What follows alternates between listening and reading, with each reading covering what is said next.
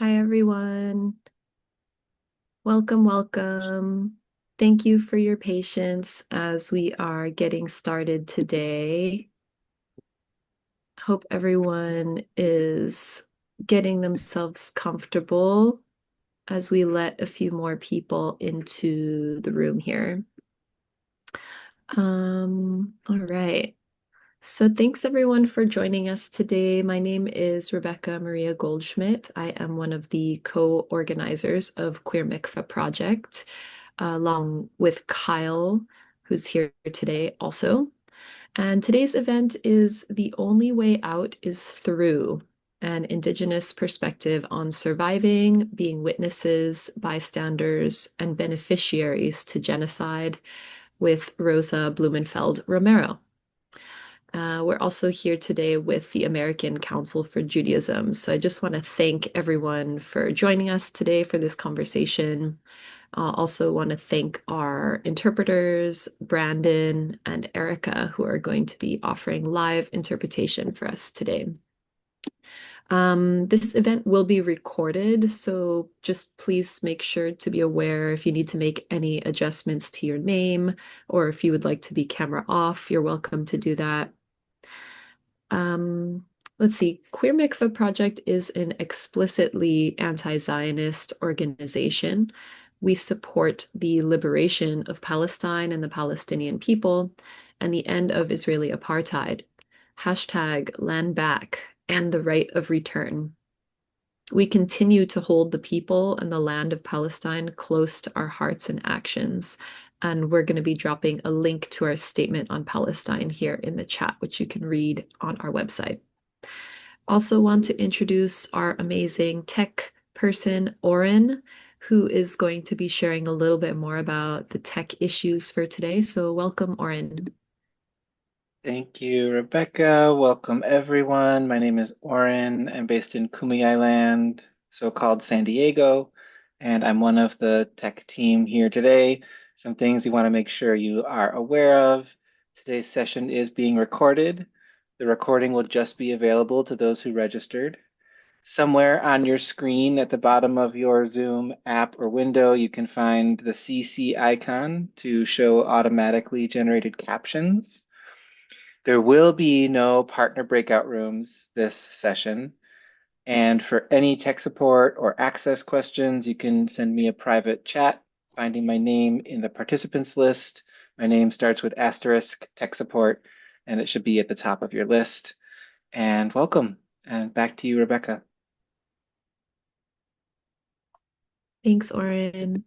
So today, Rosa's presentation is going to be about 45 minutes, and afterwards we'll be taking a break and come back for Q&A and discussion, and we'll be closing with a mikvah.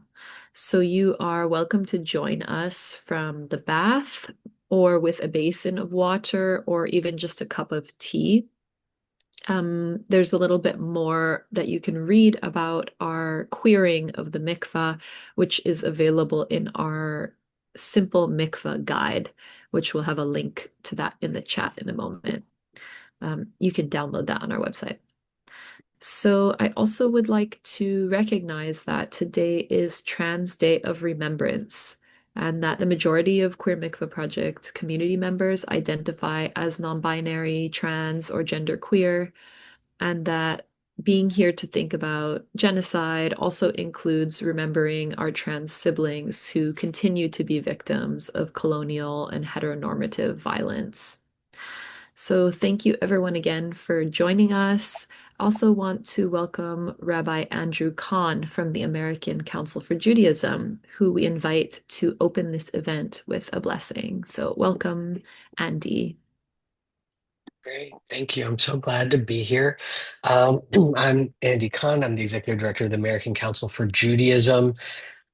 For those of you who may not know, the council was founded in 1942 to uphold the classical Reform tradition of universal ethics and justice at a time when Jewish institutions were just beginning to center Jewish nationalism through Zionism. Today, we offer Jewish education, intercommunal connections, and religious guidance beyond nationalism, free from the Zionist idea of Judaism as a nationality or the elevation of any nation above others. I'm really, really glad and honored to be here with the Queer Mikvah Project and Rosa today. And I'm going to begin with a short blessing. Actually, before I even begin with the blessing, I just took a deep breath because I'm just getting over COVID, so I'm trying to catch my breath. But let's all take a deep breath and center ourselves in this moment. We will be hearing truths that may, for some of us, be long-standing, for some of us may be new, but are never going to be easy things. And that's the point, to allow ourselves to relax into and hear what we need to hear. Deep breath in, slow, controlled breath out. We'll do one more of those.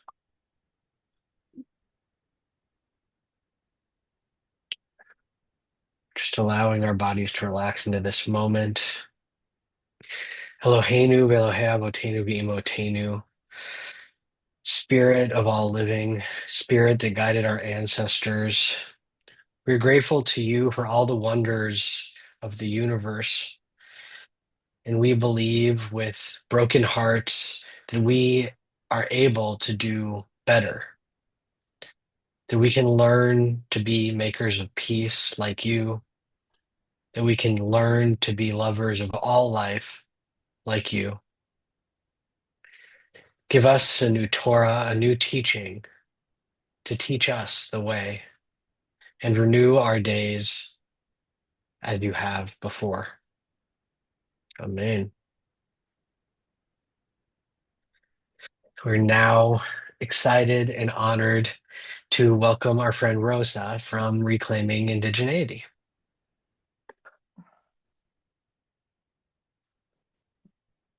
Hi.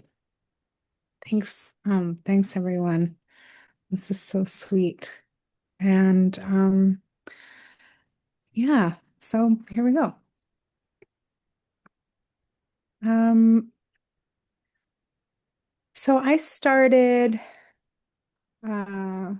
this is our little presentation, but I always like to start with talking a little bit about who my people are and where we come from. My name is Rosa Blumenfeld-Romero. I'm from the Muisca people in Boyacá, Colombia. And I started, but I was raised in the Jewish community. My father is a Holocaust survivor. My mom was born during the Civil War in Colombia and eventually left. And so I was raised in the Jewish community in Canada where they immigrated to instead of my Indigenous nation.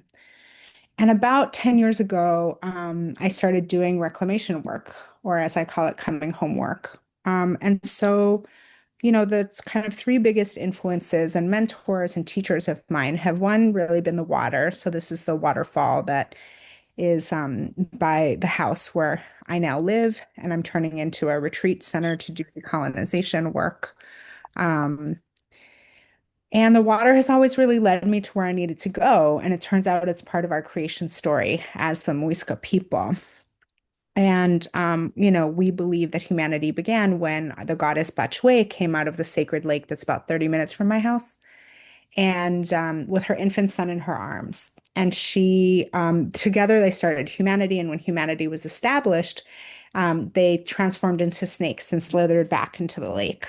And the first time that I went to this waterfall in Colombia, I just felt this sense of like belonging that I'm supposed to be here. And I saw a snake along my path, which I thought, was Bachwe welcoming me home. And then the second biggest mentor is Jeneline Joseph. She's an Ayurvedic practitioner and an herbalist. She's also an Indigenous woman from the Roma people, pejoratively known as gypsies. And they're, an Indigenous nomadic tribe. So she has really kind of held my hand as I figured out this decolonization work. And then you can see me with my short hair in my 20s. Um, I used to work for the labor movement, and that's really who taught me how to be, a popular educator in this way. So I just want to recognize those folks before we going.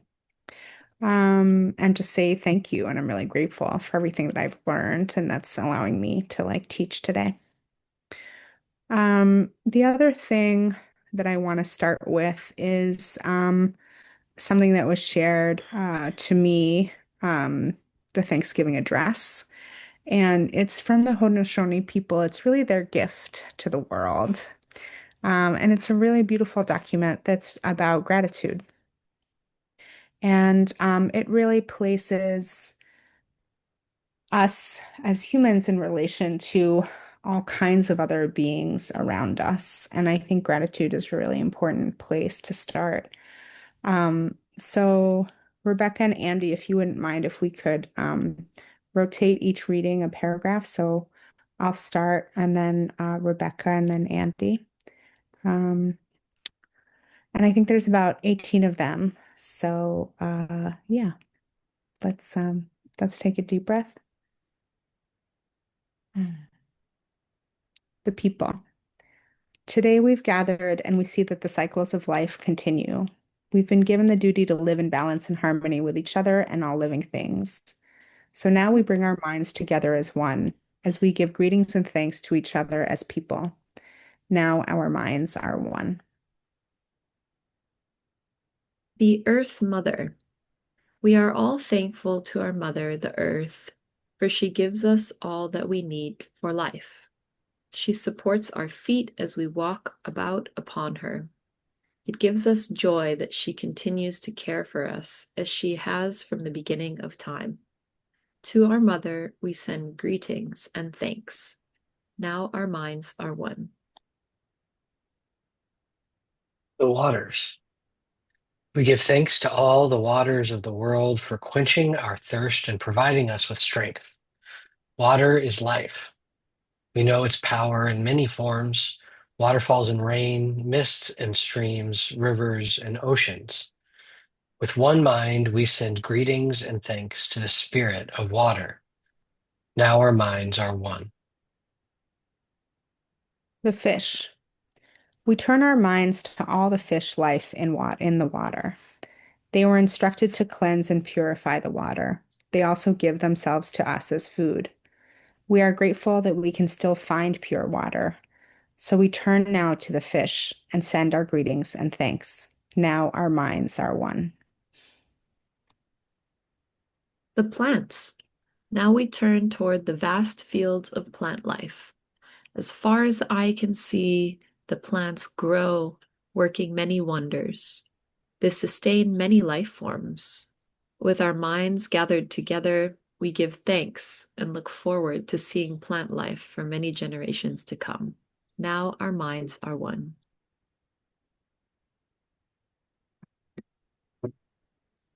The food plants.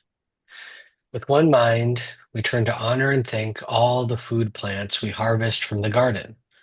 Since the beginning of time, the grains, vegetables, beans, and berries have helped the people survive. Many other living things draw strength from them too.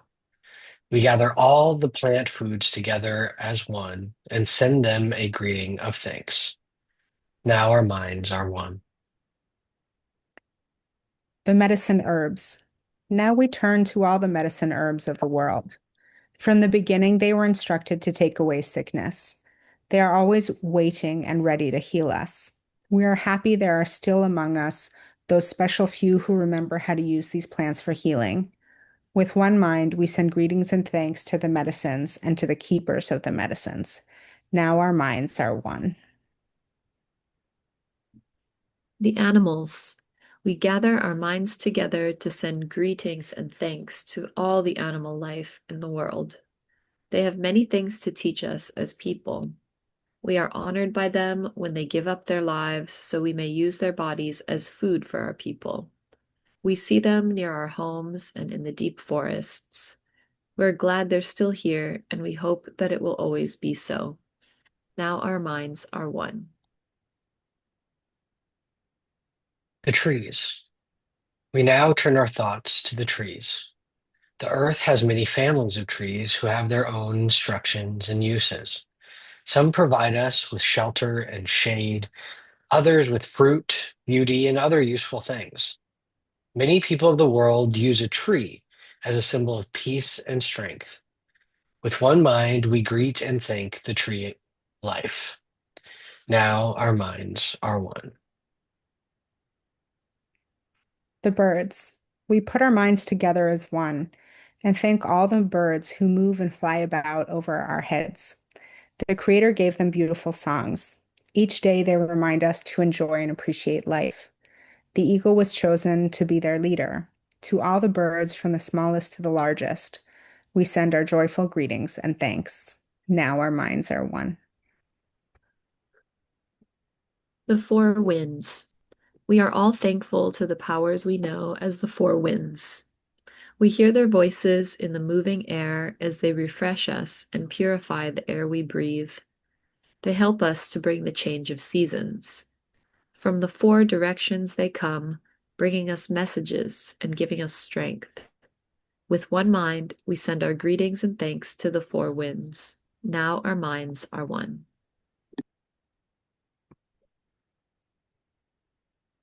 The thunderers. Now we turn to the west where our grandfathers, the thunder beings, live. With lightning and thundering voices, they bring with them the water that renews life. We're thankful that they keep those evil things made by Oquaceres underground. We bring our minds together as one to send greetings and thanks to our grandfathers, the thunderers. Now our minds are one. The sun. We now send our greetings and thanks to our eldest brother, the sun.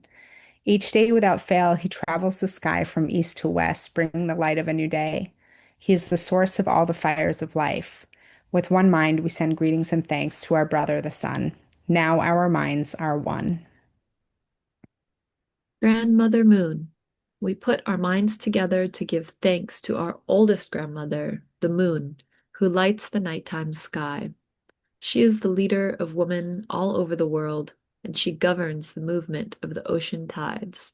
By her changing face, we measure time, and it is the moon who watches over the arrival of children here on earth. With one mind, we send greetings and thanks to our grandmother, the moon. Now our minds are one. The stars. To give thanks to the stars who are spread across the sky like jewelry. We see them in the night, helping the moon to light the darkness and bringing dew to the gardens and growing things. When we travel at night, they guide us home. With our minds gathered together as one, we send greetings and thanks to the stars. Now our minds are one. The enlightened teachers. We gather our minds to greet and thank the enlightened teachers who've come to help throughout the ages. When we forget how to live in harmony, they remind us of the way we were instructed to live as people. With one mind, we send greetings and thanks to these caring teachers. Now our minds are one.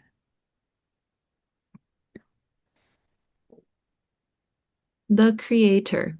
Now we turn our thoughts to the Creator, or Great Spirit, and send greetings and thanks for all the gifts of creation. Everything we need to live a good life is here on this Mother Earth. For all the love that is still around us, we gather our minds together as one and send our choicest words of greetings and thanks to the Creator. Now our minds are one.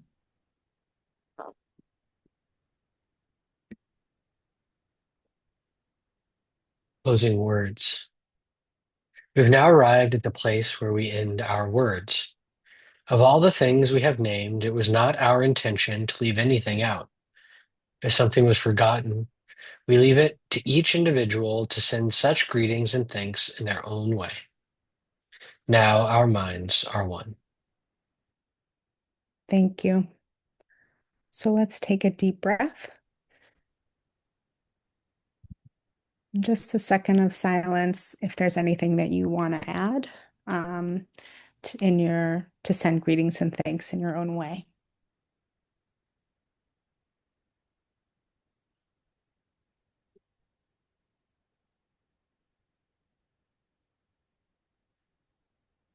Thanks.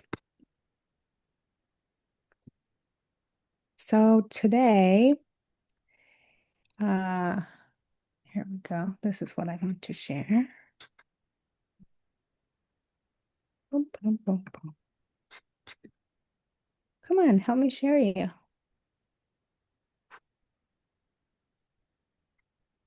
Uh-oh. It doesn't want to cooperate. Hold on, let's try again.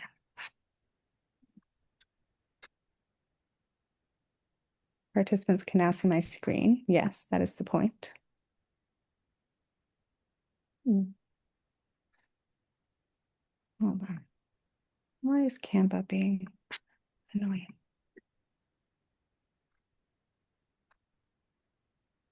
All right, let's try a third time. Haha. Haha. Okay, here we go. Okay, so let's jump right in, shall we? Um, so this is the UN definition of genocide. Genocide means any of the following acts committed with intent to destroy, in whole or in part, a national, ethnical, racial, or religious group as such, killing members of the group, causing serious bodily or mental harm to members of the group, deliberately inflicting on the group conditions of life calculated to bring about its physical destruction in whole or in part, impacting measures, imposing measures intended to prevent births within the group, forcibly transferring children of the group to another group.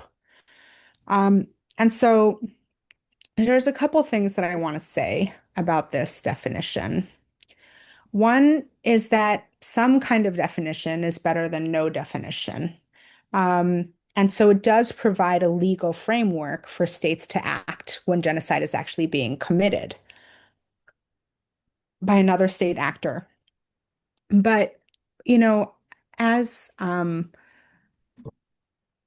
these definitions are so narrow that basically they're actually kind of designed for people to do, and for nation states specifically, to do as little as possible for as long as they can. Because there's no nation state on this planet that hasn't committed genocide in order to start and found itself as a nation state.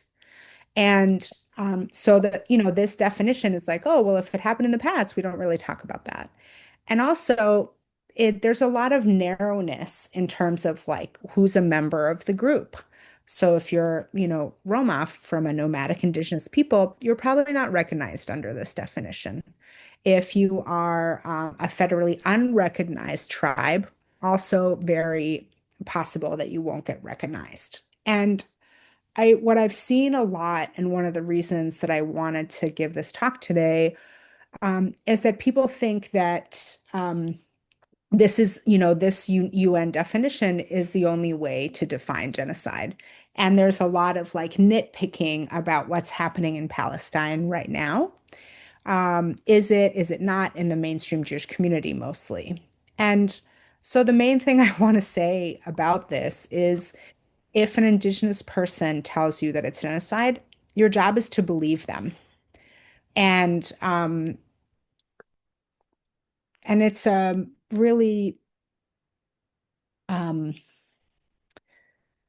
common practice that is happening in our world all the time, in many, many nations, not just in Gaza and in Palestine in general.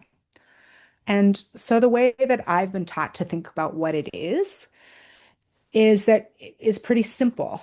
It's when they want the land, but they don't want us as indigenous peoples. And they're willing to do whatever it takes to get us off of that land. Because essentially, as indigenous people, we have been on our lands and on this planet since time immemorial, since there were humans on any kind of land. And we have a relationship to the earth that is not about the things that capitalism wants our nation states and economies and lives to be about. They're not about profit and extraction and domination and oppression, which are all built into capitalism and what it does with land by extension and with people. Um, and so because Your can Can we go get your snackies? can you Mm, that person is? Thank you. Um, and so um sorry, I just need to get my train of thought back. And so whatever our way of life and our ways of being, even though there's, so many different nations within indigeneity, are generally at a, systemic level, our ways of life are not compatible with this idea that everything is for profit and everything is for sale. And so that means that we are stripped of our humanity, that we're erased and pushed to the side so that capitalism can do what it wants with our land. So I'm going to give a little bit of a description of specifically what that looks like. So before I do that, let's take a deep breath together because it's not pretty.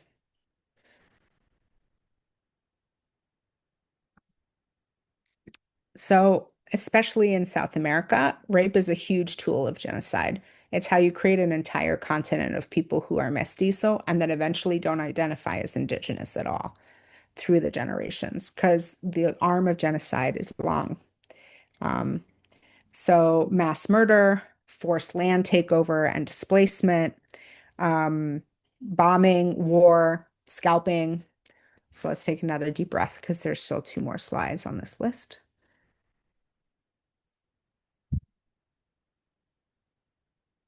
Residential schools, the public education system that's compulsory in today in general, making it illegal to speak your native language, making it illegal to practice your religion or spiritual beliefs, forcing adoptions out of families or just straight up kidnapping the kids, illegal, making it illegal for people to marry within their own tribes. So again, let's take another deep breath.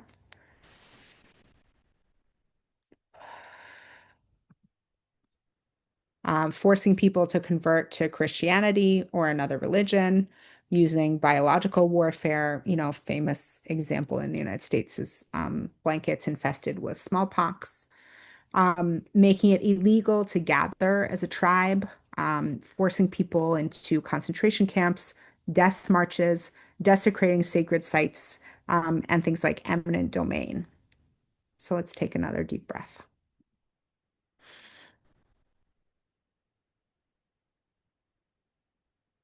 And so, what all of this does is to push Indigenous people to the periphery of the public conversation. Because if we exist in people's peripheral vision, then it's easier to erase us and treat us as subhuman from there. And we basically cease to exist in public life. And then once we cease to exist in public life, it's really easy to also make all of the aspects of our private lives, like speaking our language and getting together and having our spiritual beliefs and being able to educate our own children or keep our own children in our homes. It makes it really easy to make that private life illegal and impossible as well. And so right now, the mainstream Jewish community would say yes to this question of are Jews targeted by genocide? And because they can tell that there's a genocide going on, and they're really, really scared. They think that it's 1939 in Germany again, and another Holocaust is happening. And of course, that's terrifying. Except that what they don't realize is that actually, this time, instead of the ones being shot, we're the ones that are holding the guns. And that's because our relationship with capitalism is so different from Indigenous peoples. And there's so much confusion about whether Jews are Indigenous or not in the modern day. And so I just want to make this super clear that, modern day Jews are not Indigenous. There's like a couple categories where that might be true. like people like me who derive my indigeneity from my mother's line, which has nothing to do with Judaism. And then there are some, Jews who've stayed in Palestine and maintained an authentic connection to their land through the millennia. But, the rest of us, no. Instead, what we did is we agreed to take on the role of these middle agents. And what that means is that, the bad part is when the economy goes down, you get blamed and they say that it's your fault. But the upside is that there's periods of prosperity and the Jewish community benefits on a systematic level very heavily from those. And you also, what happens during those times of prosperity between cycles of violence is that you get a break. And what you can do in that break, and what the Jewish people do in those breaks, is you rebuild your wealth, you rebuild your community, and you rebuild your life. And that's the difference between Indigenous people and Jewish people. There's no break from genocide for Indigenous peoples.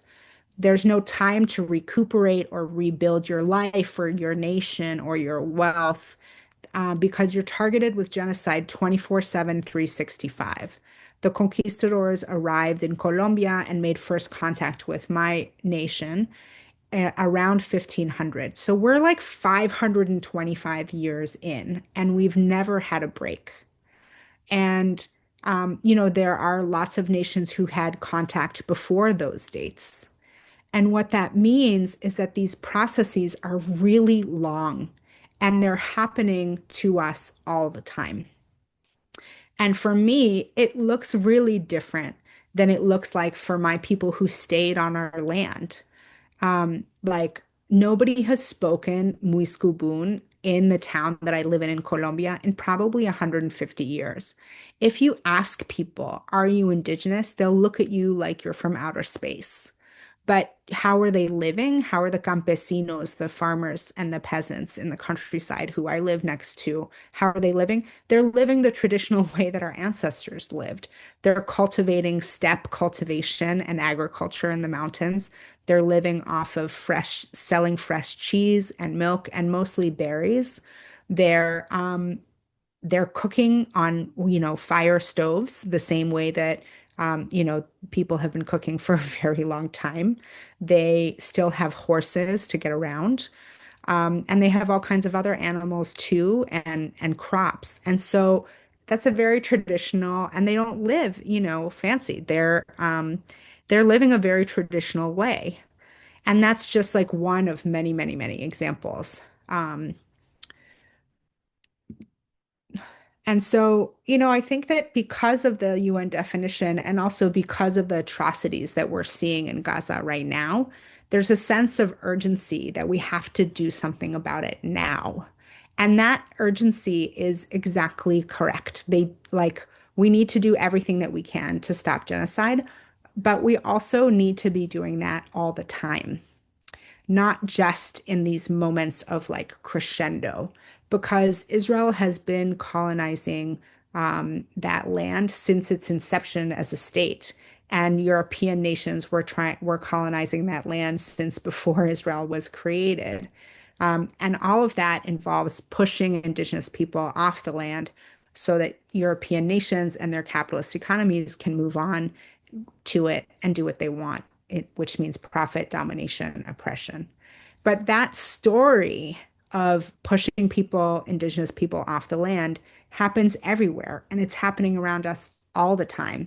And so it's not correct to criticize, the Israeli army and not also be going to a protest that's in your area against residential schools or for a piece of legislation that is on the agenda at the State House, wherever you live, or in memory of murdered and missing Indigenous women, girls, and Two-Spirit people, or, for Indigenous Peoples Day, or for Thanksgiving, which is happening next week.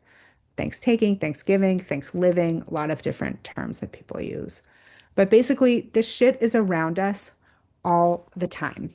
And so we can't just say, well, Israel is a uniquely bad actor. Um, and they are a bad actor. They are committing genocide. And every single nation state is also committing genocide. And so we have to condemn it and resist it and stand up against it wherever we are. And that also means doing things that might step us out of our comfort zone because indigeneity at a systemic level is an alternative to capitalism.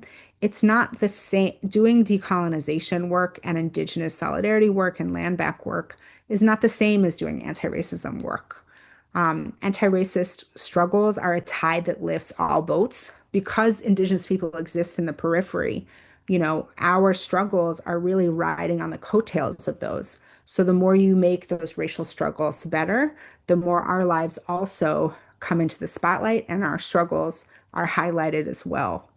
But what also, needs to be happening is not just, standing up for legislation, but also thinking about what land is your house on? What are you going to pass it on to the next generation in your family? Are you going to give it back to Native people if you can't afford a house or never will be able to, which is the case for so many of us now? Are you paying part of your rent to an Indigenous nation near you? Do you have Native friends? Do you go to powwow in the summer? Do you know the land that you're on? Do you know who you are? And so there's a lot of different levels to what it means to be in a relationship with Indigenous people and to be in solidarity with our movements for sovereignty and land back and liberation. So I just said genocide a lot. I just said it like a whole bunch of times. And so I want to give us a few minutes to journal because it's actually really hard on the body to hear this word and to do this work. It's a very reaction inciting word. And so I want you to just take a couple minutes to think about, how are you feeling? Are you having trouble staying awake while I'm talking? Does anything hurt, like in your body or in your spirit? Or maybe you're on the other end and you feel totally numb. All of these, or anything in between.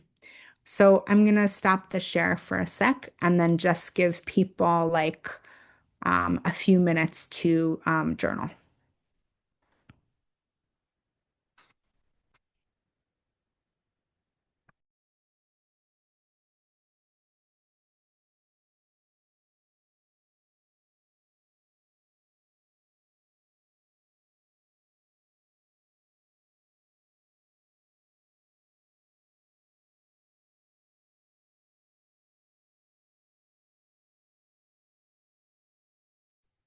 Sorry, Rosa, we can't hear you. Thank you. Uh, so now we come back to the hopeful part, which is that there has never been, and one of the things that I was taught to say and to think in this way is that all genocides are attempted genocides. And what that means is that we always survive. In the history of all the times that somebody has attempted to commit genocide in the history of humanity, there's only ever been one tribe in Australia that was like completely wiped out without a single surviving next of kin. And so actually these efforts don't work. And so I just want to show people, some just really moving examples of survival and resistance that are happening in Gaza right now. So the first is Ahmed Abu Amsha. He's a music teacher in Gaza. And this basically, drone activity here has been going on for years, well before October 7th. And, his students say to him all the time, Mister, we're tired from the annoying sound. But his strategy is no, we have to sing with it. We have to turn it into something good. And so we sing. The idea from these videos, songs, is it's to turn the sound of war into music and make it something beautiful. And so this is, him singing with his students. And you can look up his Instagram account to see actual videos of them singing and harmonizing with the sound of drones. Another, you know, point of hope is the Gaza sunbirds. They are they're Paralympians and athletes. And their whole thing is like, we're athletes and we're not victims. And they were a cycling team in Palestine before October 7th. And then after, they started using their bikes to distribute parcels to people in Gaza, starting with bread. And so one of the sunbirds said this, they're astonished when they see us coming, that people with disabilities are bringing them aid, but there is more than that. The sunbirds are rising to the challenge. That brings a lot of people hope. That brings a lot of hope to people, and they can become quite emotional. And so, yeah, the occupation and genocidal violence takes your leg, and you're still an athlete who's helping your people and delivering them food amongst the rubble. And then the third piece is clowning. Um, Enough sadness, enough pain. We're exhausted from all this darkness surrounding us. Um, and I love this, photo of people clowning around in a refugee camp, that even in like the darkest hour of your life, you can still tap in to the joy of children. And a smile is how we carry on.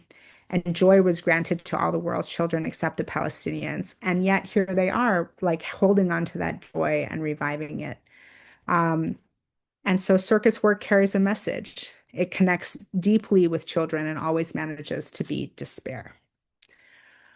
So I think that this is the Indigenous gift about how do you survive the most unimaginable, unsurvivable, unbearable circumstances. And it's not just Palestinians who are surviving genocide, it's all of us Indigenous people. And this is how I survive. This is the waterfall that's near my house. And this is where I go to do mikvah, to pray, to like do emotional release work, and just to learn. And every time I go, I learn something new about myself and how I'm connected to the earth and to all living beings. This is part of the river that's near the waterfall. And, this is the view from one of the mountains near my house. And so nature has so much to teach us. And in capitalism, we spend so much time in front of our computers, indoors, and so much of our time is eaten up with the daily tasks of survival, cooking, eating, cleaning, laundry, grocery runs, activism meetings, our jobs, whatever, taking care of our families, our extended families, whatever it is that we're doing, it's rarely spending time in places like this, which is such a shame for us. But this is the Indigenous gift um, about perspective and that's why I started with the Thanksgiving address, because it is a perspective and a choice to connect your mind to the natural world and say, this is where I'm going to put my thoughts at all times. And this is going to give me the strength that I need to carry on. I also really love this book, Meditations with Native American Elders, The Four Seasons by Coihis Publishing. Um, Joy Harjo said this really moving thing. I walk in and out of many worlds. She's Creek or Cherokee. In my mind are many dwellings. Each of the dwellings we create ourselves: the house of anger, the house of despair, the house of self-pity, the house of indifference, the house of negative, the house of positive, the house of hope, the house of joy, the house of peace, the house of enthusiasm, the house of cooperation, the house of giving. Each of these houses we visit each day. We can stay in any house for as long as we want. We can leave these mental houses anytime we wish. We create the dwelling, we stay in the dwelling, we leave the dwelling whenever we wish. We can create new rooms, new houses. Whenever we enter these dwellings, this becomes our world until we leave for another. What world will we live in today? Creator, no one can determine which dwelling I choose to enter. No one has the power to do so, only me. Let me choose wisely today. So I want you all to think about, what dwelling are you choosing to spend most of your time? And when you're connected to nature in this way, you're able to see beauty as the most powerful force on earth. And the gift is that it helps you right size the pain and the hurt and the hardships that we all experience in everyday life. Because whatever pain we're going through, even though it convinces us that it is the biggest and most important thing in our worlds, actually the sun is much bigger. This waterfall is much bigger. All of the beauty in Mother Earth that surrounds us all the time is always abundant and generous and returns to give to us. And there's no greater force on earth. And so I really encourage people to use the Thanksgiving address as a way to remind yourself of this envelope of beauty that contains us all. That's the context for our world and and not just our lives, but the lives of all living beings.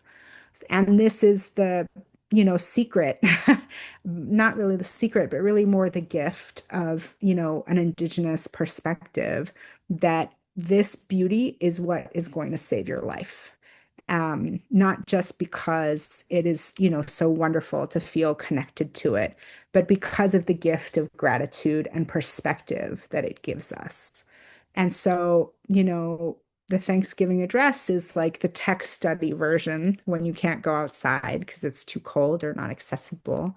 But to remember that you can always cast your mind towards a place of beauty, towards a place of gratitude, and towards a place of connection, just like the Haudenosaunee do. And this is their gift to the world. It's how they start the week in their school systems. It's how they open public gatherings. And so use it. It's not cultural appropriation, it's appreciation, and it's part of decolonization work to undo the training of capitalism that makes us think about how long I can dwell in the house of grief and misery. Um, so yeah, so that's all I want to say for today. And we're gonna take a 10-minute break before we move into question and answer. So I'm gonna stop the share. Thank you for listening and go hydrate, take care of your body, give your heart a little rest. I just said a lot of intense stuff, and I'll see you in 10 minutes. Thank you.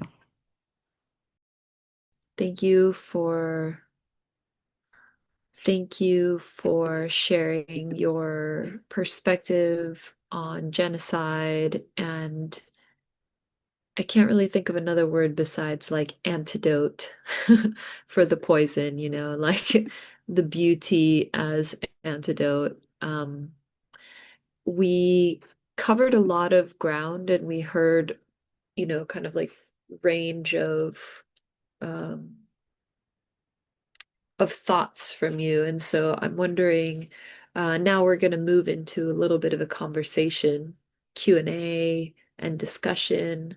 Both Andy and I will be kind of fielding questions. So I don't know if folks, if you feel comfortable, you're more than welcome to come off mute or off camera or on camera to share your questions, or if folks want to put them in the chat, that's totally okay too. But the floor is open for questions or comments for Rosa if anyone would like to share something.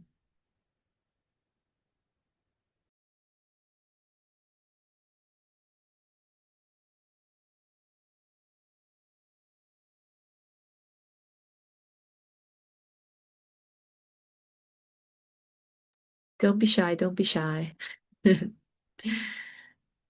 Um, yeah, I'll leave it open for another minute or so if anyone wants to add anything. Otherwise, I have a question, but I always have a question. So we'll wait, we'll wait. I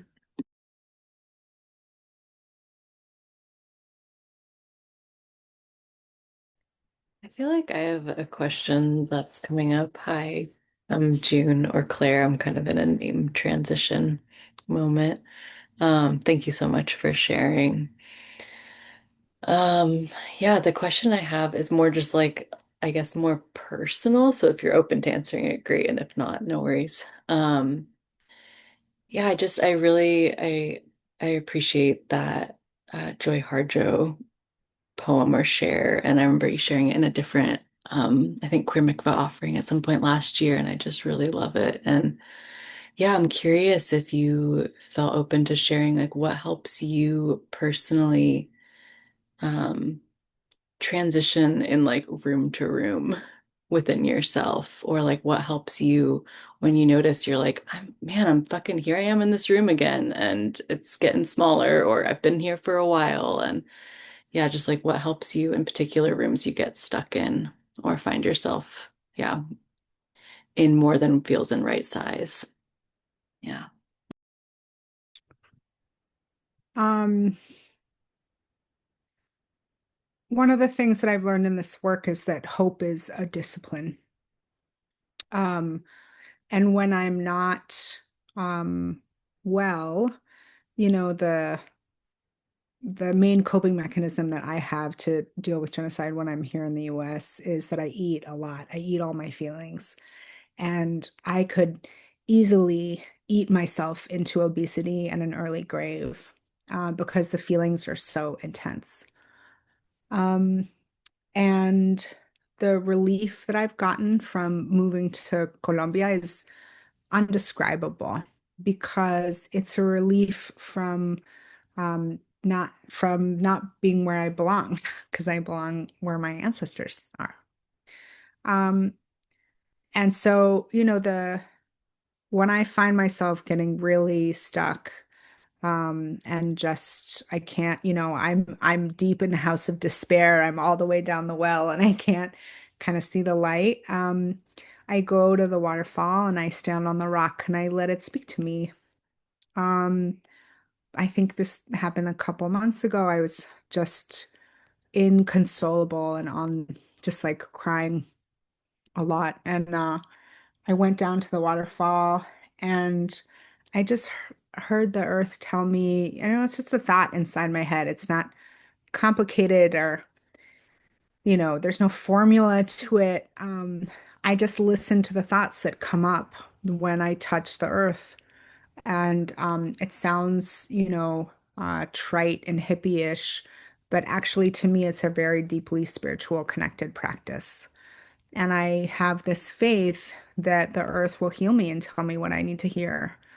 And that day it just said, like, we love you back. You know, we can feel that you love us and we love you back. And there's this one rock by the waterfall that I go and I lay down when I feel like I need to be held. And I just lay there and I feel my feelings. And so much of, you know, hurt people is because we don't face our feelings and feel them.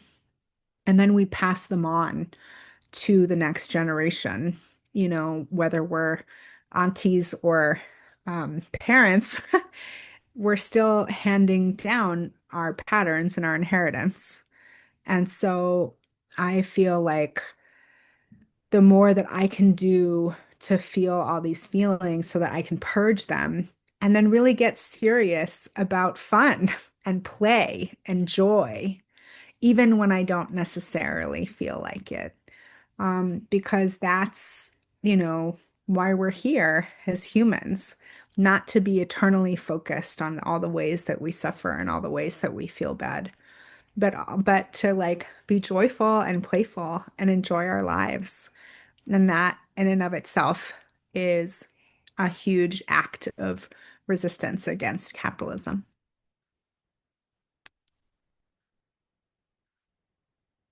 Thanks for sharing all that. Really received. Yeah. Thanks for that question.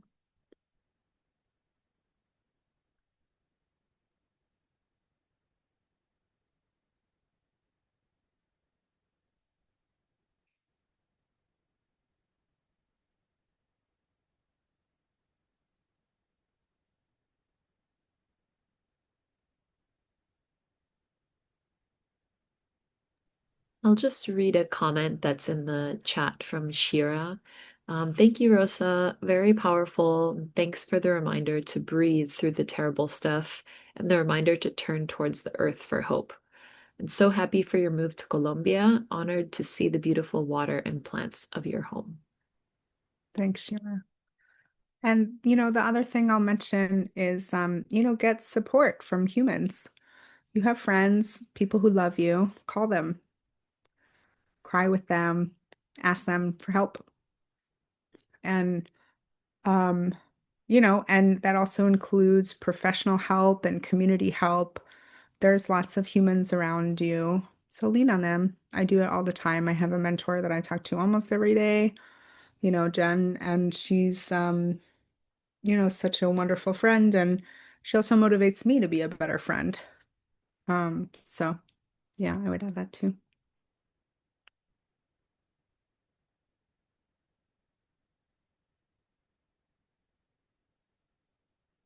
Other questions?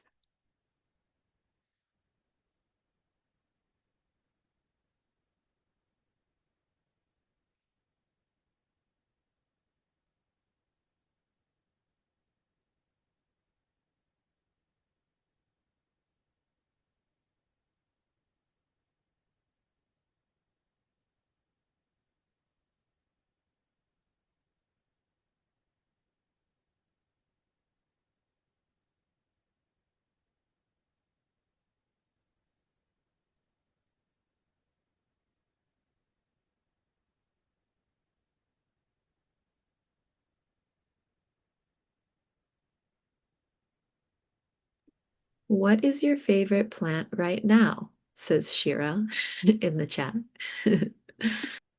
What is my favorite plant right now? Um, that's a good question. Mm,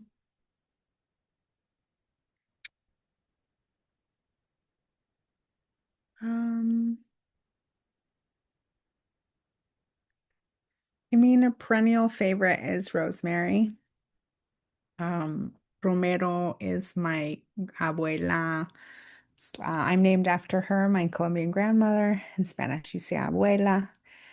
And Romero, it was her last name, and it means rosemary. And it's a heritage plant in Colombia.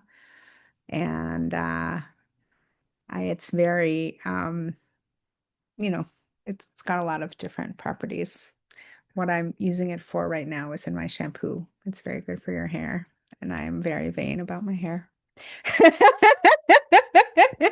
I also now live in a house where the runoff goes right into the mountain. And so I'm trying to be more conscious about what kind of products I use in the house because they're growing right onto the mountain. So, yeah. I just wanted to say that right before we started, I put rosemary oil all in my hair. So that makes sense. We're getting the rosemary vibes. Um, and I'll ask my question, and maybe it's more just a comment question open for everyone's response too, but um, and it also ties into this question of, our impact on the environment and um I live here in Japan and we think a lot about the nuclear issue and, contamination of our Mother Earth. And I wonder how you respond to a sense of also, yeah, just contamination or just the witnessing, because we're talking about, the genocide of human people in the context of Gaza. We were discussing, the impact of humans, this kind of intentional destruction of humans, which are, we know, inherently inseparable from our environment, right? So this kind of ecocide or destruction of the environment, as also being part of the sadness and the part of the difficulty of processing, right? So even though, I also um, really enjoy and get a lot of strength from being outside, it also gives me anxiety. And so I'm just wondering how folks are managing that or how you are seeing that too, Rosa. And I'm sure there are, we just in Latin America this week with the COP, the COP conference and all of the various indigenous peoples who are gathering to protest against the destruction of our lands. Yeah, just kind of bringing that question into like, what is it? What is that feeling in terms of our relation to seeing the land itself also being genocided? Yeah. Well, there's like two parts to this. So, I'll give you the bad news first. Uh, the bad news is that we can't always stop genocide. And we get mad at each other when we feel like we're not doing enough, or somebody isn't doing enough. But it's been happening for hundreds of years now, and it's really hard. It's like that's like the biggest understatement there is. And so that's the bad news, that we can't always stop it. Do we have a responsibility to try? Abso-fucking-lutely we do. But does that mean we're going to succeed? And there's like a reality of acceptance there. And but the thing about that acceptance is that acceptance is actually part of faith. And so the conversation, that Mother Earth is having with us as humans, she's also having with every creature on our planet. And whenever there's an enormous amount of destruction, there's always a rebalancing and a rebirth and a renewal. And so to think that the planet is going to die is, in my opinion, a lack of faith, because Mother Earth is way more powerful than capitalism and much older. And so to me, and what I've been taught is to think about the fact that, will a much smaller amount of human life continue to exist? That's very possible and really sad. But I'm really comforted by the fact that Mother Earth herself will survive. And if I survive as well, is really secondary to that. Or if the people that I know and love as humans, if any of us survive, is really secondary to that. I find peace in knowing that Mother Earth herself will survive. And to me, that's the priority. And also, like, I can't dwell in depression. I just can't. And so there's like, that's why I like the Joy Harjo quote so much, um, because the more we're dwelling in those places of sadness, and it's not because they aren't real, they're very real. But that's why I talked about hope as a discipline, is because we have to constantly be working against being pulled into those places for too long.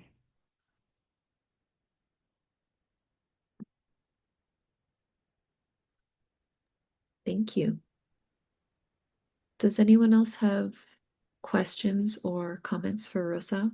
I also want to mention that if you are going to join the mikvah from your bathtub, that this is a good time to run your bath. We'll be starting that part of this event in about 10, 15 minutes from now.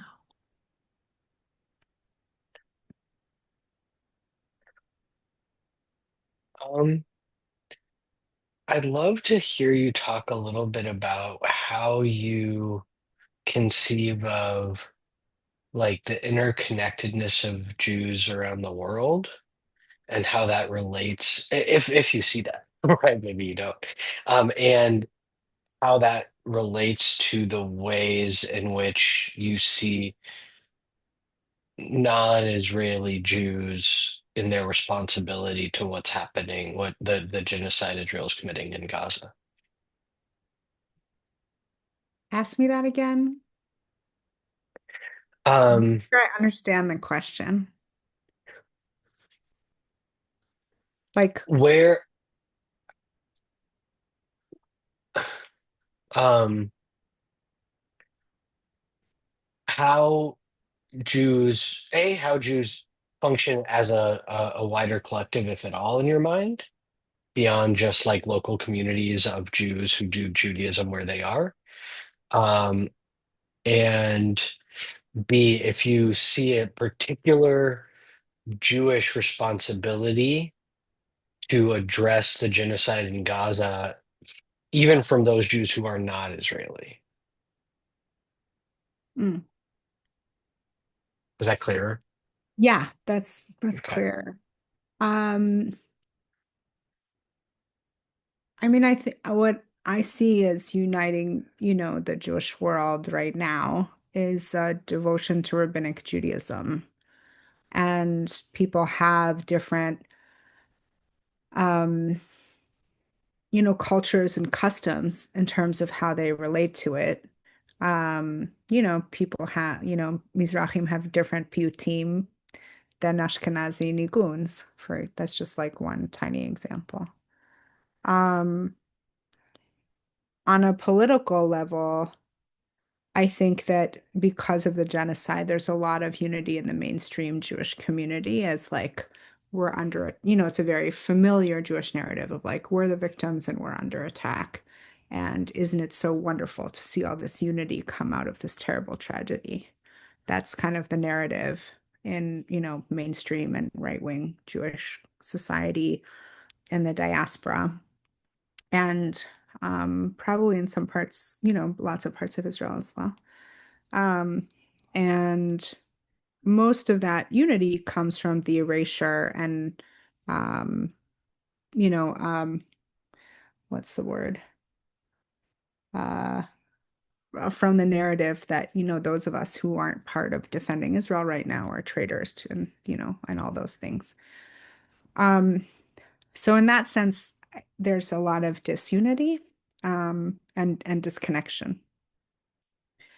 I think that it's everyone's responsibility to stand up to genocide wherever it's happening, um, whether you're Jewish or not. In the case of Palestine, I think every Jew has a responsibility to say no to genocide and to listen to Palestinians when they call it what they think that it is, when they use that word genocide, as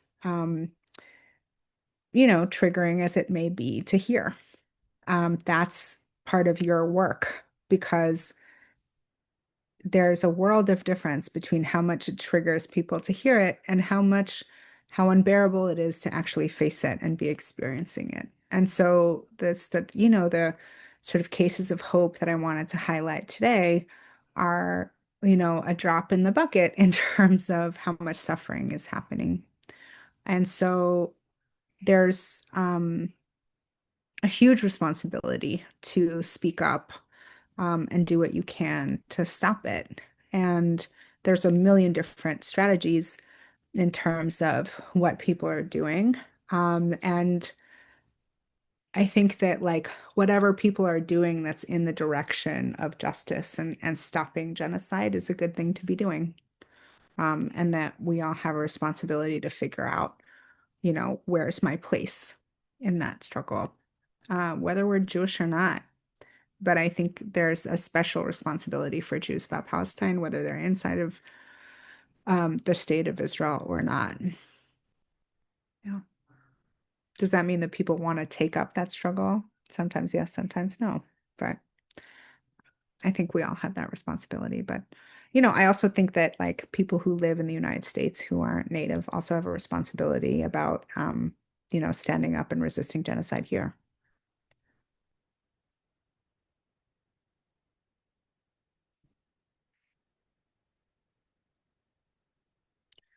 Uh, Other questions on this really fun topic?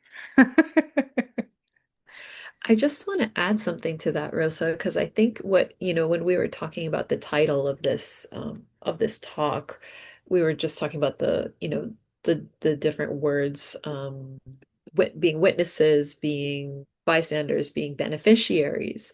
And I Mhm. think that's one aspect of it that, to me and this is why Queer Mikveh has been consistently, you know, thinking about and working towards Palestinian liberation for years now, beyond this particular, like you're mentioning, crescendo of the genocide in Gaza, is that the reality is that Jewish people around the world benefit from the ethnic cleansing of Palestinian people in terms of having a quote unquote safe place to live or just having land property in general. And so, in that sense, I do think that the Jewish people, quote unquote, what people who choose to identify as Jewish or who identify as supporting Israel in this sort of mainstream narrative, um, as people who are benefiting from the dispossession of Native people in the same way that maybe folks who live in the United States also benefit from the dispossession of the various Native people of the continent, Turtle Island, we'll just say.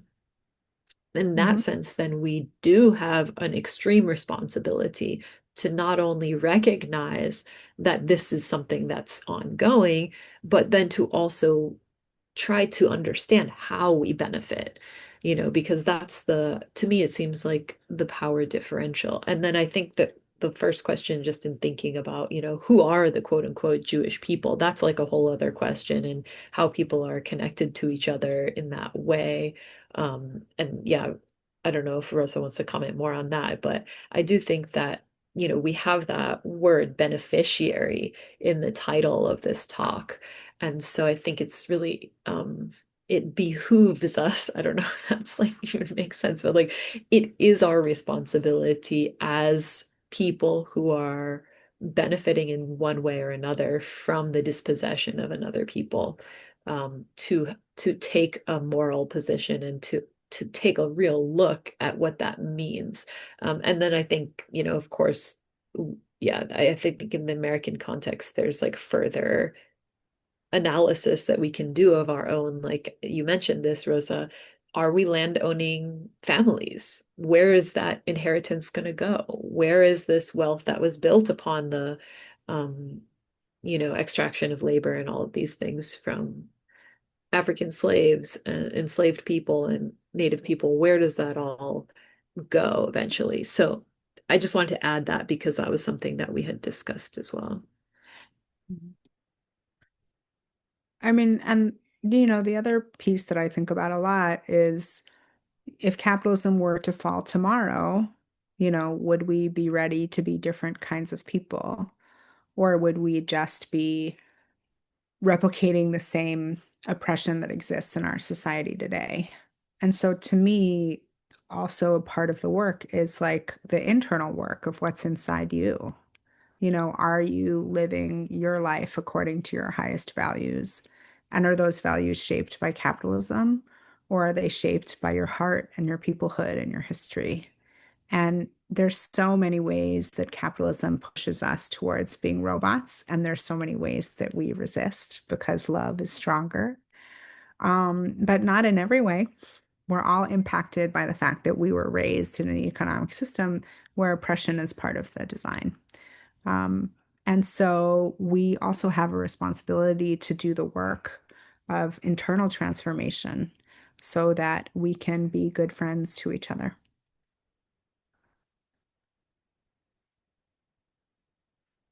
And that's the work of a lifetime.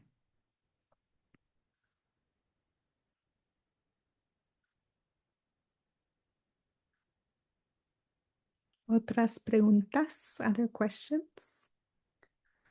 What's something big or small or anything in between that's brought you joy recently? What a sweet question. Um, I really like hanging out with my neighbors in Colombia.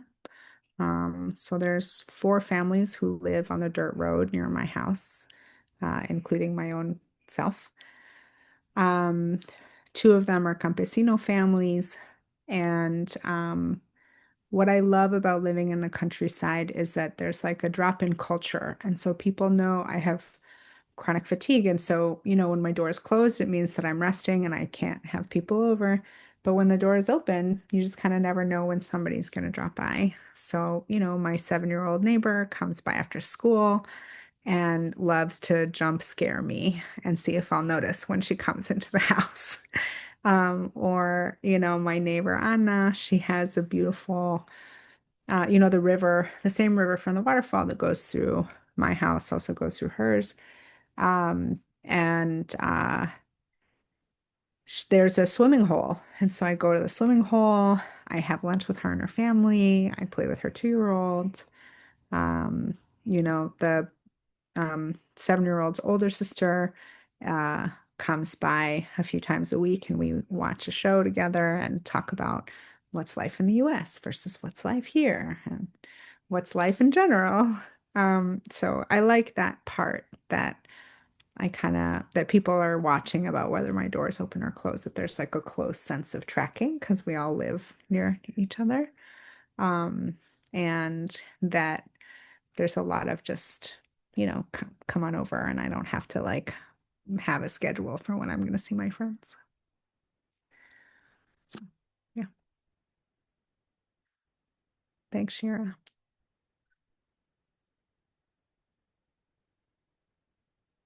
I think Thanks, it's Shira. Is it mikvah time or do we have another minute for questions? I think we have one more minute if there's any last final questions or comments for Rosa, and then we'll move into mikvah.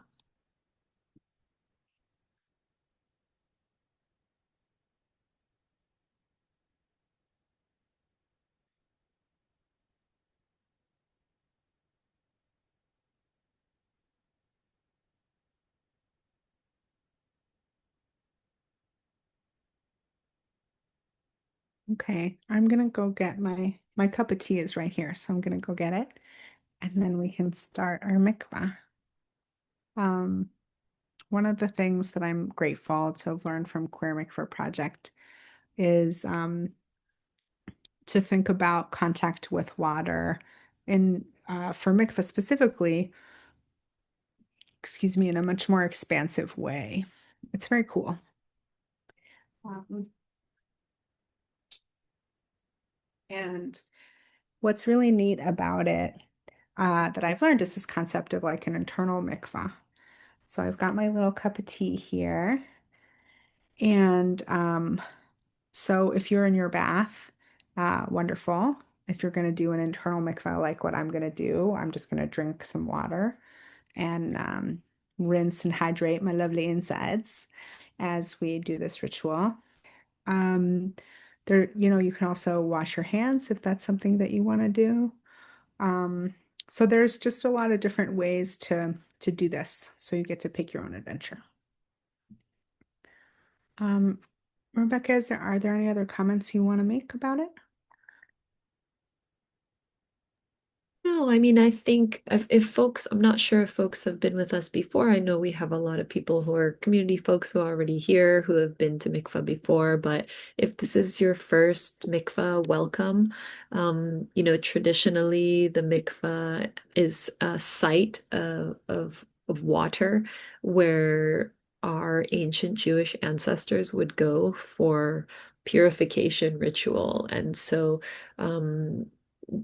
I would say female identifying women with a uterus bleeding, people who bleed would go after having their period. So at the end of their cycle, go for usually dip in the mikvah. And then that process has been, cultivated and used for before weddings, usually associated with the specifically female body, although male gendered people also use the mikvah. But what Queer Mikvah has done, probably I think in 2015, Rebecca Erev and Zolev Cunningham wrote this text queering the mikvah, the Queer Mikvah's simple Queer Mikvah guide. And that text, we shared a link earlier. We can share it again now. Maybe Oren, if you mind dropping that in the chat again. And that text really opened the idea, the concept of mikveh to a non-binary gender scheme, allowing all genders to enter the mikveh. And that has permeated the traditional mikvahot that exist. I know Mayim Chaim is your home mikvah in Boston, Rosa, but like there are other mikvahot throughout the, I would say, continental US and maybe even Canada, I'm not sure, that are now like much more open to a variety of genders. So that is the work of Queer Mikveh Project historically. Of course, there are very conservative Jewish communities that is not what they're doing with the mikveh. They're not queering the mikveh. But this is part of, the tradition of Judaism that we are expanding. And so to use mikveh as an internal mikveh or even to yeah, just wash your hands. Really, that concept is just tapping into the technology, the ritual technology of connecting with water in whatever way that is, from whatever body, from whatever perspective you're coming from in terms of your gender identity, and to really, yeah, just take advantage of the benefits of that ancient practice to allow us to reconnect to spirit, to the world around us. And we have also been using it intentionally in solidarity, to raise money, to create awareness around Indigenous issues, around water rights issues worldwide. So that's kind of just general background for folks who are not familiar with Queer Mikveh Project, what we've been doing for the past like 15, 10 years, 10 years.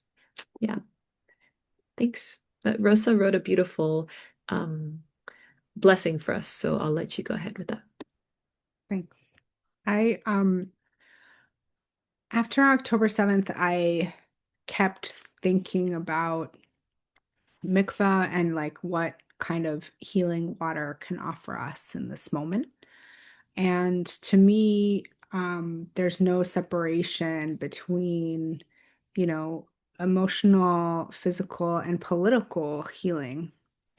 And so I wrote this ritual that, is unusual in the Jewish community, let's put it that way. But I called it the Mikveh ritual for Palestinian life. So I'll read the intention and then we'll follow through with 3 different immersions and the whole um, thing I'll post later in the chat, or maybe I don't know if I put it in the run of show notes for Orna post, but anyway. All right, intention, water, mikveh water ritual for Palestinian life. Let's take a deep breath. We enter these sacred waters heavy with grief for the genocide being enacted on our Palestinian cousins by our Israeli kin. We pray that this ritual will restore some space that war takes away, will help us retain our sanity in these horrifying times, and bring peace to our hearts and our lands.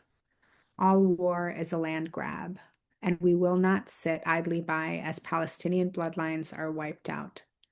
But we will remember that all hearts can soften.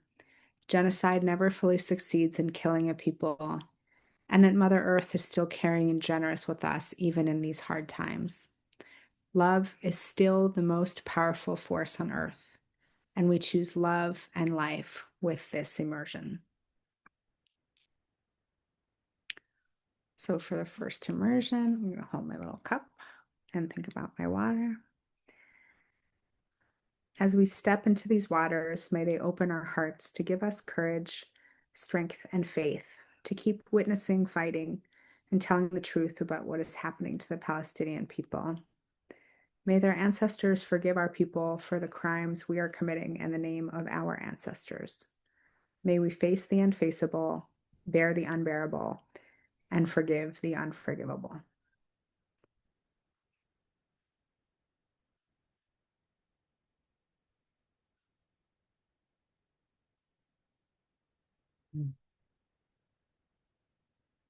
So if you're doing an internal mikveh like me, just think about how the water what it feels like to hold it, what it tastes like in your mouth before it goes down.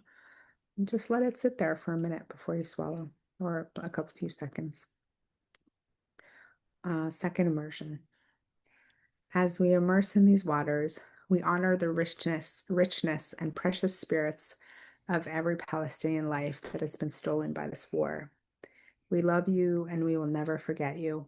May you have a safe journey home across the Milky Way to your ancestors.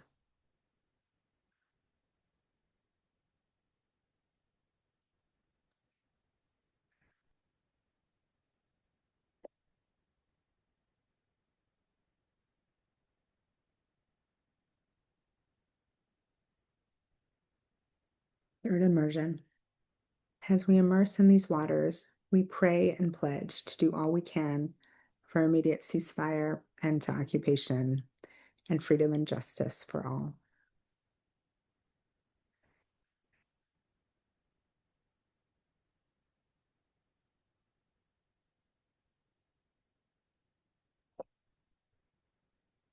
Amen.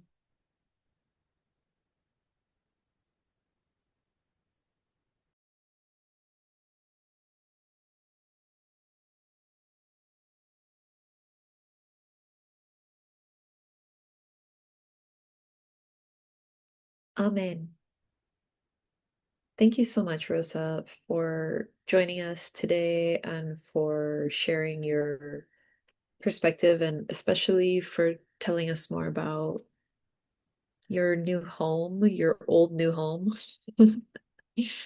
Um, I think it's just been such an honor to grow with you over the years. Rosa has been a QMP collaborator for, I don't even know, like 4 years, five, I don't even know how long we've been working together, but it's always, I always learn something new from you, and just really appreciate your perspective and how it has been, yeah, just growing and deepening into your people's land and just way of being. I think it's inspiring to all of us to see your journey and to see how it's like expanding and connecting to so many different aspects of each of our lives.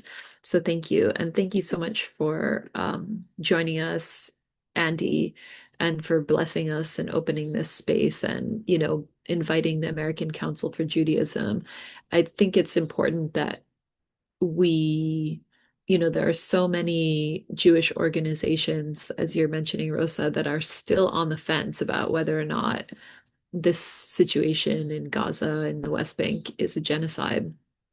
And I think in general, it's truly just a distraction. Like it's a semantic distraction from the reality of, what so many of our communities have experienced with colonialism for generations.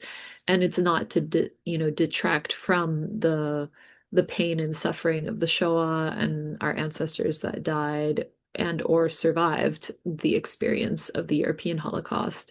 But to really, it's our duty and our job as people who do continue to uplift the real, true, sacred teachings of Judaism, pikuach nefesh and tikkun olam and all of these, concepts that I think many of us grew up with.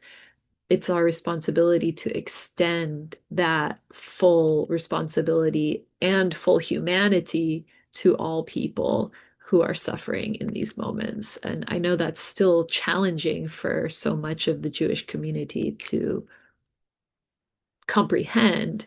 But I think for all of us in our communities, we're doing that work of going beyond the sort of what is like being withheld, like a collective consciousness that I feel like is being withheld from fully extending to care and love for all of our extended kin, and I think Rosa says it in the blessing, our cousins, our Palestinian cousins, because we are deeply connected to all people and all living things on earth, that this is it's a self-destruction as much as it is killing the other. There is no differentiation between us and the Palestinian person or the land of Palestine. So I just wanted to emphasize that. And, I wanted to also remind everyone and thank the people who have already donated. I think we've already raised about $350 from this event alone, which is awesome. We're going to try to push it to 500. Can we make it 500 if folks want to donate a little bit more, or if you didn't have a chance already? You could make a donation at the links. Oren will be so kind as to drop our donation links here in the chat.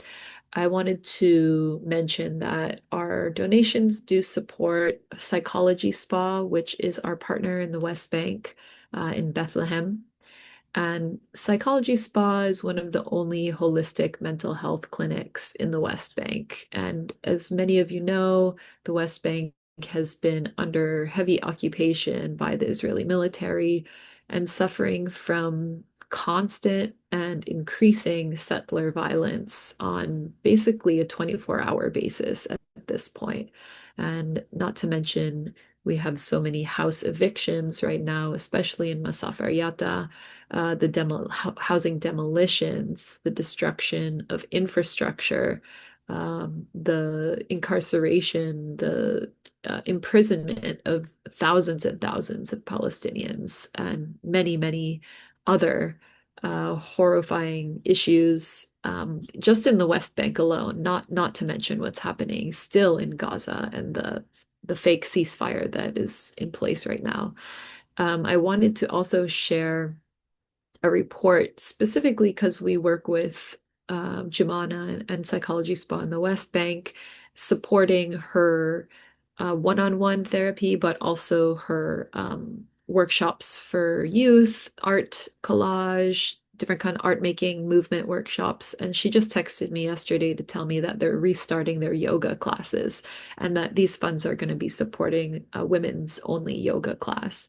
So I wanted to share this recent report that came out this week on the harassment of women.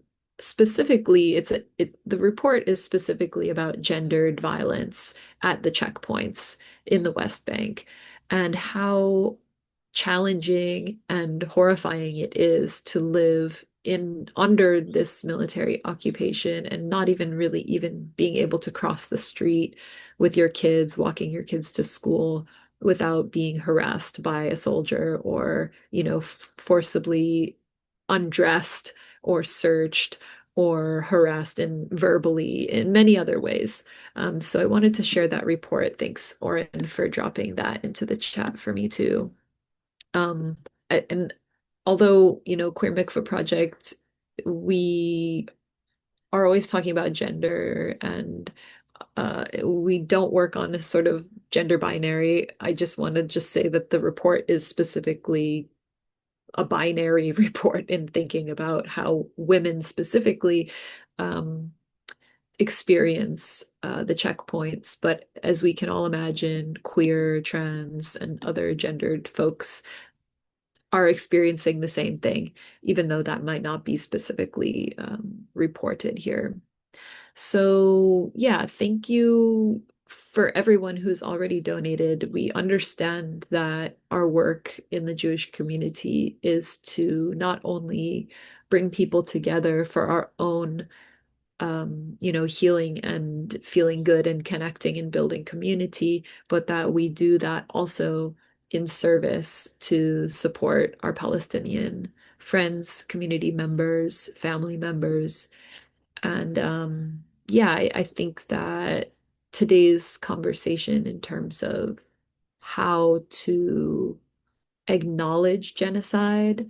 Unfortunately, we're still having to have this conversation after more than 2 years, and so many of our friends and family members are still not, I would quote unquote convinced that what's happening in Gaza is a genocide. But I think that from today we can take a lot of strength and the discipline of hope. I think that's just such an important phrase that Rosa shared with us, that hope is a discipline, and that even in the most horrifying times that humans and, especially Palestinians have shown us that it is possible to maintain hope and faith and perseverance and dignity. And it's our responsibility, I think, as Jewish people to continue to fight for all people's liberation struggles all over the world. So I'm gonna pass it back to maybe to Andy, and then if Rosa wants to have the last word, we just have a couple more minutes. But Andy, if you have any last thoughts that you want to share. Yeah, I'd of course love to thank Rosa for sharing all of her beautiful, amazing wisdom. That is really an important analysis for today. Um, and what you really lifted up for me is that we are always living within genocide. It's just whether we're choosing to see it in our place or not, which is a shift of reality, a shift of how we view the world. And that's really sticking with me. And um, for those of you who don't know about the kind of work that the ACJ does, is our Judaism is a liberation-based Judaism focused on the prophetic tradition of the universal voice of liberation and justice. And we do monthly sessions akin to this one. This was our session this month.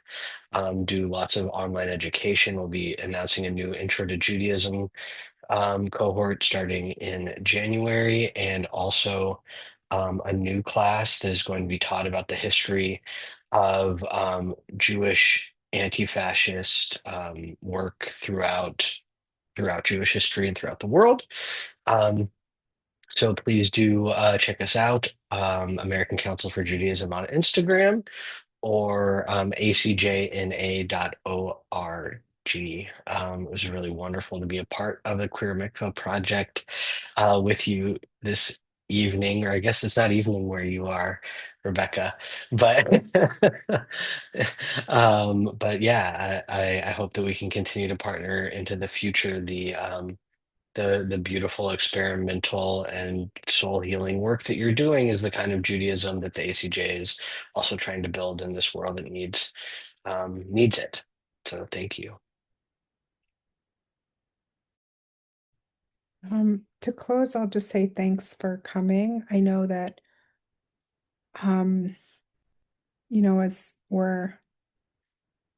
as we build the world to come, this is not easy work. So I'm really happy to be doing this with all of you, and just thank you to the American Council for Judaism and Queer Mikvah Project. This is so sweet to be with you tonight. And the last thing I'll say is that this is also an invitation to, be in relationship and to be in friendship with me. This is, like I said before, the work of a lifetime. And I, capitalism is insidious. It gets into like every nook and cranny, whether we give it permission or not. Usually we don't. And so we all need help. So when you need help, not if, because we're all human trying to survive this big thing, reach out to me. And if I can, be of service, I'm happy to. These are really important teachings that I've done my best to learn and to pass on. And I feel really grateful to have received them, to be a conduit for for these teachings and to keep passing them along.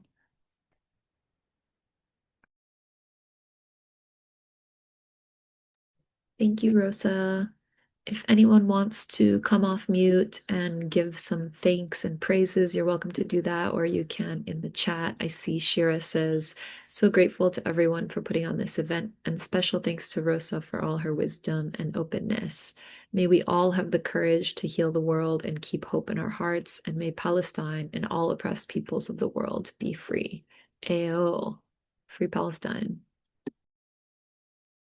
And I also want to say thank you to our ASL interpreters, Brandon and Erica. We appreciate your work. Thank you.